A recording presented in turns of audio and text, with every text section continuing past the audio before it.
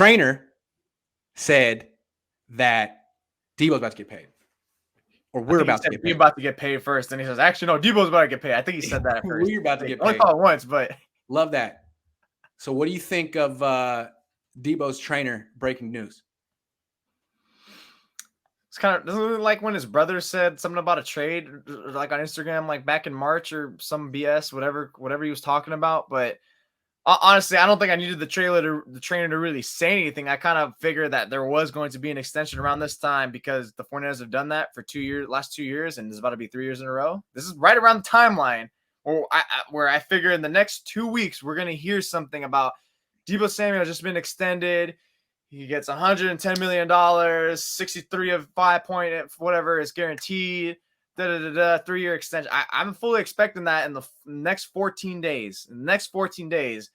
And when that happens, I can only imagine what's going to happen when Deebo finally goes up to the press conference. All the questions. I guarantee you everything's going to get shut down. Like, we're not going to talk about that. We're not going to talk about that. We're not going to talk about that. I already know what's going to happen. There's going to be zero answers for any of you guys who ask some questions.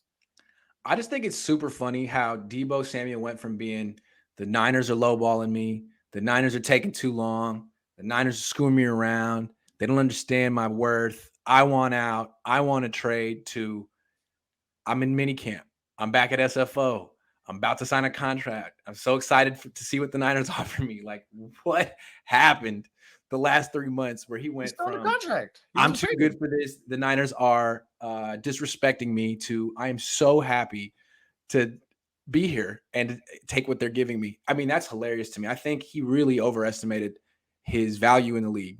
He thought he was like going to be a 97 on Madden. He thought teams were going to be making trades like offers for the Niners left and right at the draft. They got 2 low ball offers at the draft.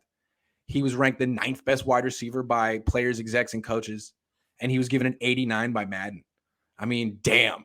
There's all your leverage, man. Like, the whole world of people that at least powerful said, not this year. So I think maybe he's like, all right, man, I'll just take what the Niners give me. 49ers about to go to the negotiation table and be like, look here, Deebo, you had an 89 on Madden. That's not really like the best wide receiver. I think we just figured out what your value is. No, but I think with Deebo, it's the way the lowballing, the way the contract, I mean, the trade offers came in is exactly why I said he shouldn't be a top 5 paid wide receiver, the likes of Adams and Hills, because he hasn't done it for his whole career. It's only been 1 year. Also, 2020 was being able to play running back doesn't necessarily make you a more valuable wide receiver. It doesn't necessarily make you like a more expensive wide receiver, because we all know the deal with running backs. They get hurt. They're a dime a dozen. They actually might even take away from your value if people think you're not going to last as long. So it's like, all that work he does at the line of scrimmage or behind it, that's not really being a wide receiver. Those are extended handoffs. You're a running back. And if you take away all that stuff, then route running and hands become much more important when you're 5, 10, 15, 30 yards down the field. And frankly, his route running and hands aren't as good as maybe 7 or 8 or 9 other wide receivers in the league. That's the issue here. I don't know. So maybe I don't know. Maybe his agent didn't explain that to him, but I think he gets it now. And maybe he'll get better with that over time. Maybe that's why he wants to be the exclusive wide receiver. But again, it's why he hasn't. It's been 1 year, great all pro year, magical year. But you don't get paid off of your 1 year. You get paid off of your body of work. I mean, your first year was promising, nice. You really turned it up the second half of the year. 2020, more or less a wash. You were injured. Okay, boom, that's a knock.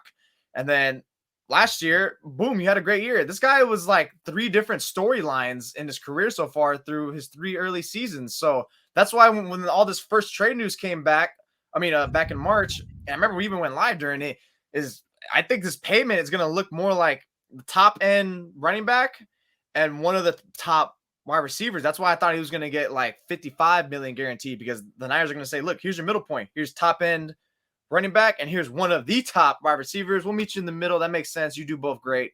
Call it a day. And that's probably why he's pissed off. I mean, to me, the Niners did treat him like the number 1 wide receiver in the league the first half of last year. I mean, he got a ton of targets. They were giving him like 10, 11, 12 targets a game, and he was on record pace with yards, essentially. And they weren't winning. But they weren't winning, and he was dropping a lot of passes, and you can't blame that on Jimmy Garoppolo. Jimmy Garoppolo limits the ways you can use Deebo. He's not going to get the ball deep, but still, you drop the ball, man. And a big reason that they had to start using him as a running back is less targets, less opportunities to drop the ball. So that's on him. and that's going to take away from his value. I think he gets it. If he can, that's like, if you want to bet on yourself, don't sign the 5-year extension right now. Or if you acknowledge that this is who you are, just take it. Because it's going to be a lot of money. It's still going to be a lot of money. I think that's pretty much where it kind of dumbs down to just, it's really the only way I can just simplify it. It's like, look, one half of the season, elite wide receiver, but they were losing. You switch them to just giving handoffs on jet sweeps or just direct hands offs in the backfield. All of a sudden, this guy was not even the limit. All of a sudden, we just saw what his value was. And the fact that he wants to take a reduced role, how can you give him that much more money when you know his real impact was as a running back? I mean, to me, it's just that's where I thought the tuck and pull was really going to lay out to.